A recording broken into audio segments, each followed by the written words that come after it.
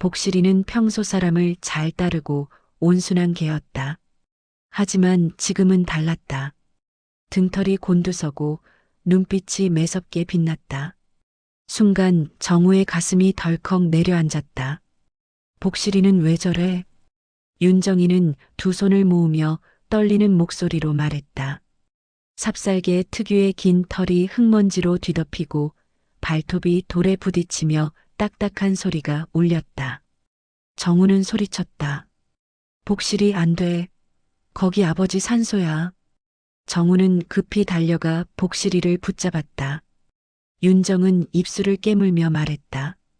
여보, 복실이가 이런 적 한 번도 없었잖아. 무슨 일이야? 정우는 대답 대신 복실이의 시선을 따라 땅을 바라봤다. 복실이는 단순히 흙을 파는 게 아니라 정확히 한 지점을 파고 있었다. 아버지 관이 있는 위치보다 조금 왼쪽. 아무것도 없어야 하는 자리였다. 복실아, 제발 그만, 정우는 애원하듯 말했다. 하지만 복실이는 오히려 더 깊이 파고들었다. 그러다 턱! 뭔가 단단한 것에 부딪히는 소리가 울렸다. 정우는 다리에 힘이 풀려 주저앉았다. 설마 아버지 산소 밑에 뭐가 있는 거야? 윤정은 얼굴이 하얗게 질리며 다가왔다.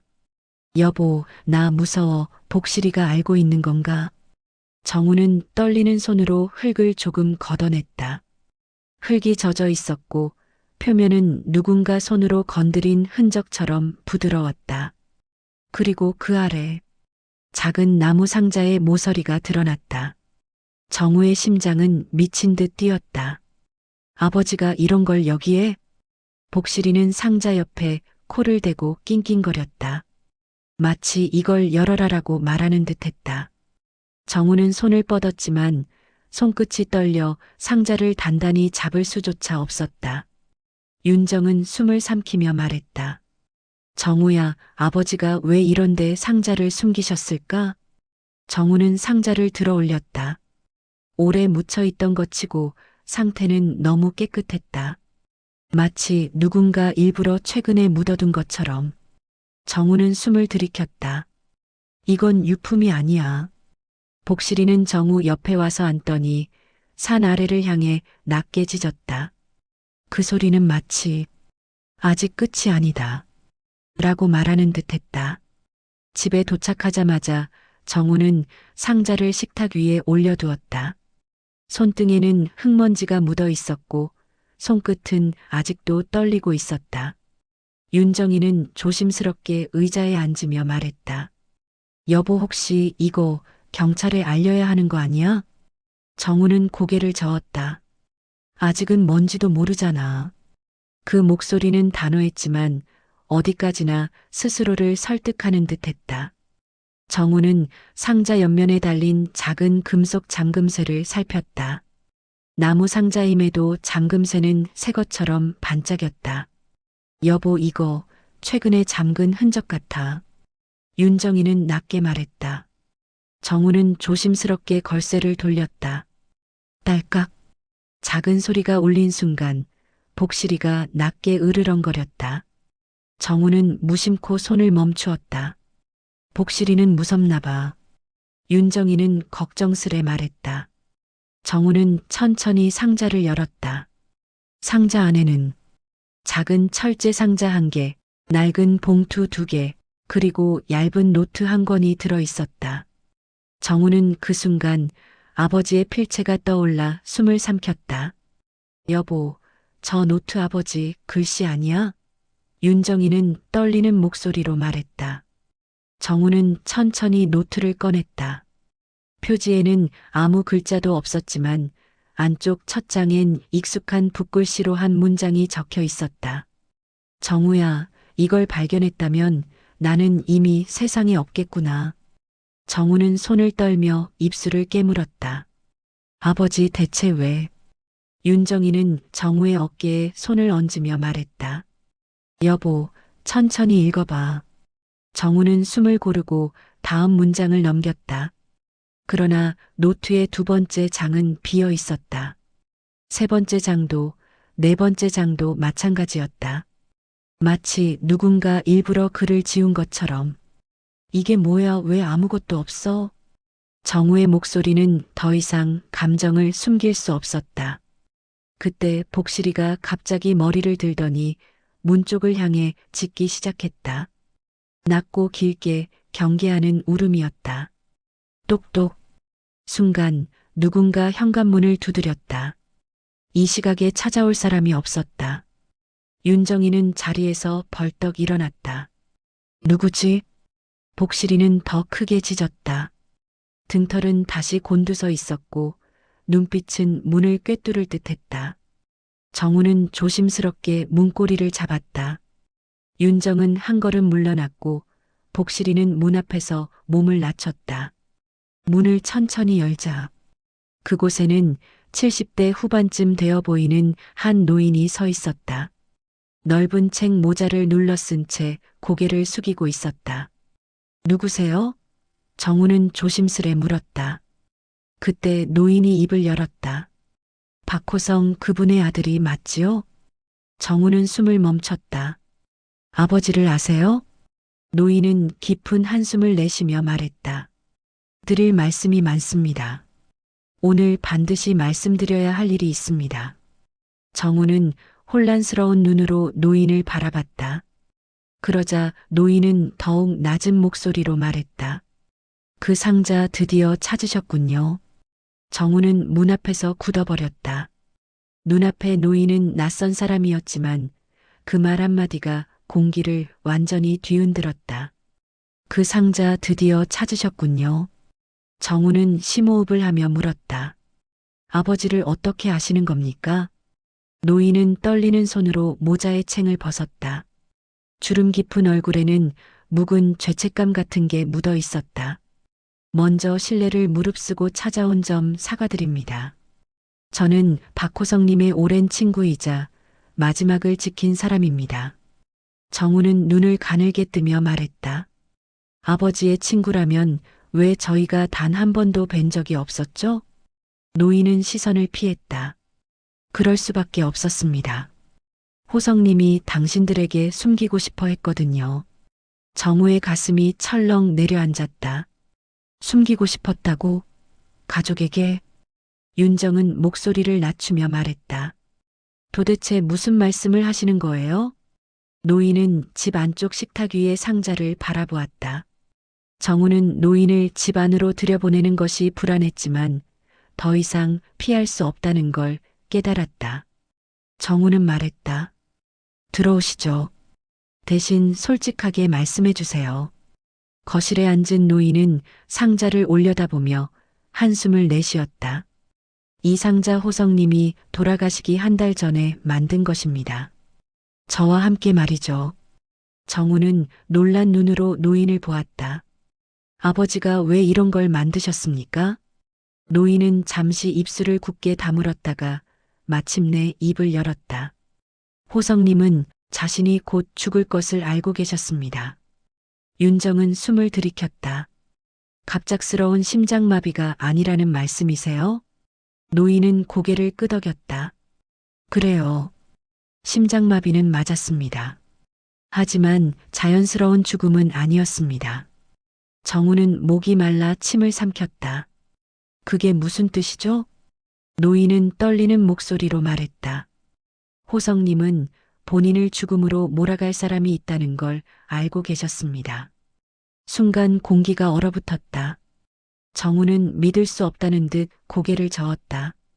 아버지를 누가 죽입니까? 그런 사람이 왜? 노인은 정우 말을 끊으며 말했다. 그 이야기를 하기 위해 이 상자가 필요한 겁니다. 호성님은 이 안에 자신의 죽음과 관련된 모든 걸 적어두셨습니다. 정우는 노트의 첫 장을 떠올렸다. 정우야, 이걸 발견했다면 나는 이미 세상에 없겠구나. 그 말이 지금처럼 무겁게 다가온 적은 없었다. 노인은 상자 속 철제 상자를 가리켰다. 저 철제 상자 그것만은 열지 마십시오. 정우는 순간 귀를 의심했다. 지금 뭐라고 하셨죠? 노인은 단호하게 말했다. 절대로 열어선 안 됩니다. 그 안에는 호성님이 가장 두려워한 것이 들어 있습니다. 윤정은 목소리를 낮게 떨었다. 그게 뭔데요? 노인은 정우와 윤정을 번갈아 보며 천천히 말했다. 호성님을 죽음으로 몰아넣은 자의 이름. 그리고 그 자가 아직 살아있다는 증거가 들어 있습니다. 노인은 마지막으로 조용히 말했다. 그리고 그 사람은 당신 집과 그리 멀지 않은 곳에 살고 있습니다.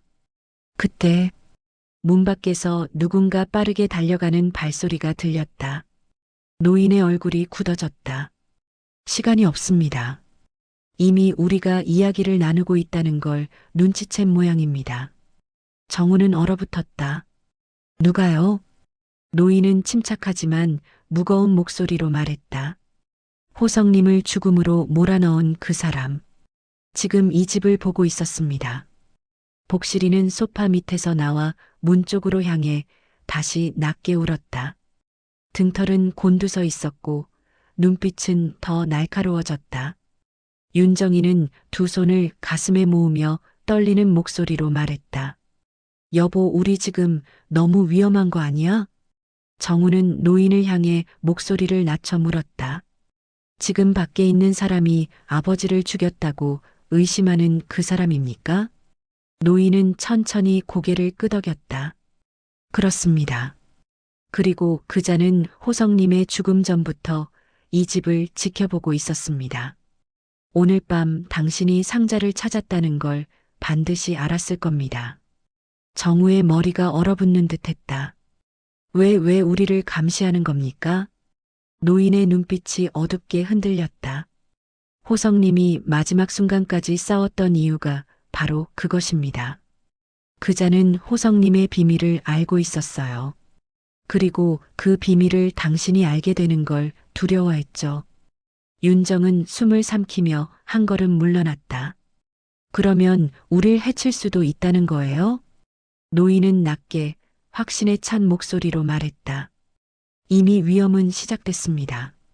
안에 뭐가 있는지 내가 모르는 상태에서 어떻게 아무것도 하지 않습니까? 노인은 깊은 한숨을 내쉬었다. 호성님은 당신을 지키기 위해 그 상자를 남긴 겁니다. 모든 사실을 밝히려면 노트가 필요합니다. 정우는 노트의 빈 장들을 떠올렸다. 글씨가 지워진 것처럼 아무것도 남아있지 않은 페이지들. 왜 비어 있는 겁니까? 정우의 목소리는 절망에 가까웠다. 노인은 노트를 바라보며 조용히 말했다. 누군가 글자를 지워버린 겁니다. 호성님이 살아계실 때 여러 번 경고를 드렸습니다.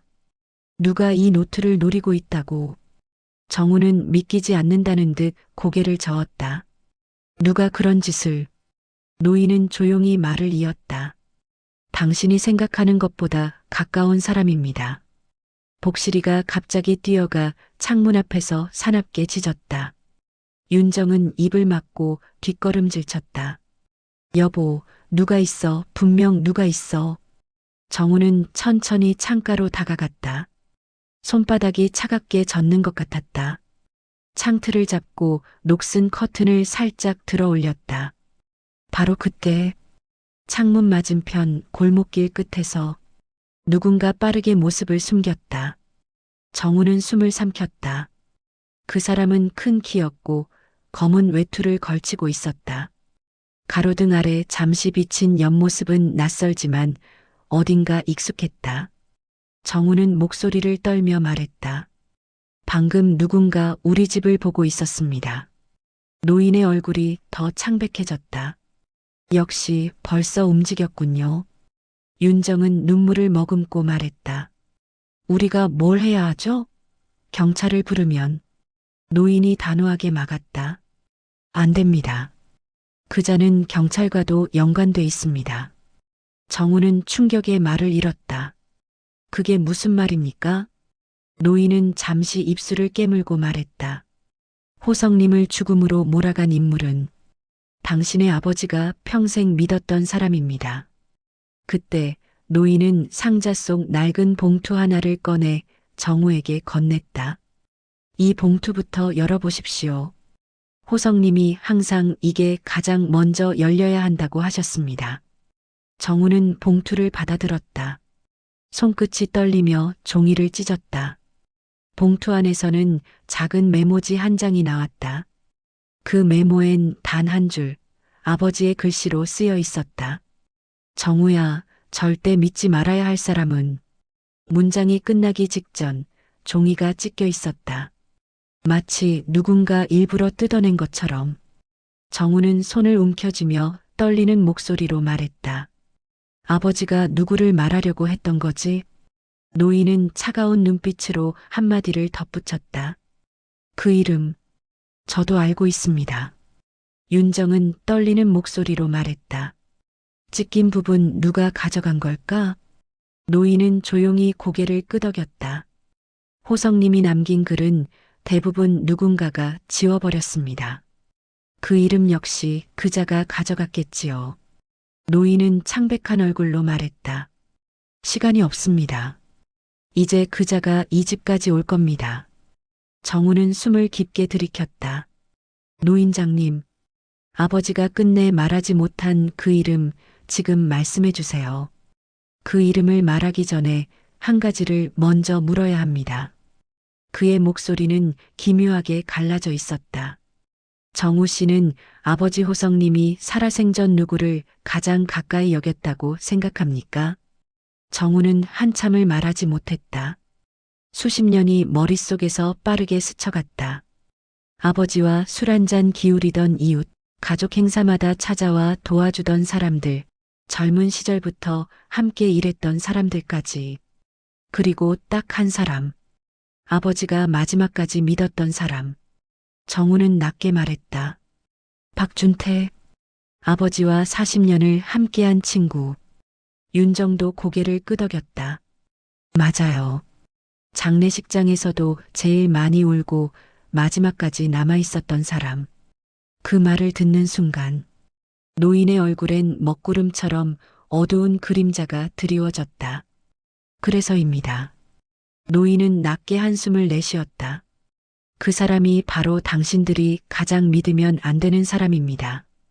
정우는 얼굴에서 피가 빠져나가는 걸 느꼈다. 무슨 그런 말도 안 되는. 박준태 아저씨는 우리 가족이나 마찬가지였어요. 노인은 고개를 저으며 또렷하게 말했다. 호성님도 그렇게 믿었습니다. 그게 비극이었습니다.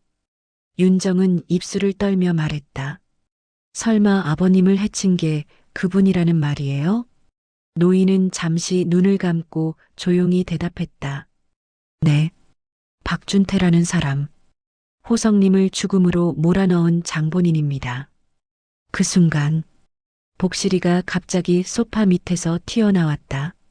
등을 잔뜩 굽히고 거실 한쪽을 향해 미친 듯이 짖었다. 정우는 본능적으로 몸을 돌렸다. 현관문 아래 틈 사이로 검은 신발 한 짝이 보였다. 누군가 문바로 앞에 서 있었다. 윤정은 입을 막고 뒤로 넘어질 듯 물러났다. 복실이는 이를 드러내며 으르렁거렸다. 왔군요. 노인의 목소리가 낮게 떨어졌다. 저자가 바로 박준태입니다. 정우의 숨이 멎는 듯했다. 그토록 믿고 의지했던 사람이 아버지를 죽음으로 몰고 갔다는 사실, 그리고 지금 바로 문 앞에 서 있다는 사실. 문 아래 틈이 천천히 어두워졌다. 그림자가 더 깊어지고 있었다. 정우는 떨리는 목소리로 말했다. 왜 우리 아버지를 죽였습니까? 그 사람이 왜? 노인은 정우를 바라보며 아주 조용히 말했다. 그 이유가 철제 상자 안에 있습니다. 정우는 고개를 획 돌렸다. 철제 상자는 식탁 위에서 금속 같은 차가운 존재감을 뿜어내고 있었다. 윤정은 공포에 질린 목소리로 말했다. 여보 열지 말라고 했잖아. 노인은 떨리는 손으로 지팡이를 쥐며 말했다. 지금부터 하는 선택이 당신 가족의 운명을 바꿀 겁니다. 철제 상자를 열면 숨겨진 모든 게 드러납니다. 하지만 열지 않으면 이 밤을 넘길 수도 있습니다. 정우는 혼란의 중심에 서 있었다. 복실이는 식탁 아래 철제 상자를 보며 낮게 울었다. 삽살개 특유의 영적인 경고음이었다. 현관문 너머 누군가 손잡이를 잡는 소리가 들렸다. 천천히, 아주 천천히 손잡이가 돌아가기 시작했다. 정우는 숨도 쉬지 못한 채 뒤돌아봤다. 노인은 마지막으로 말했다. 준태가 오기 전에 선택하십시오. 상자를 열 것인지 아니면 숨길 것인지. 정우는 철제 상자를 바라보았다. 그 안에 무엇이 있는지, 그 진실이 아버지의 죽음과 어떻게 연결되는지 모든 것이 그 상자 하나에 달려 있었다. 그리고 문 손잡이는 완전히 돌아갔다. 문 손잡이가 돌아가며 낮게 딸깍 소리를 냈다. 그 작은 금속음이 온 거실을 가르는 칼날처럼 느껴졌다. 윤정은 정우의 팔을 붙잡았다. 여보, 하지 마, 제발.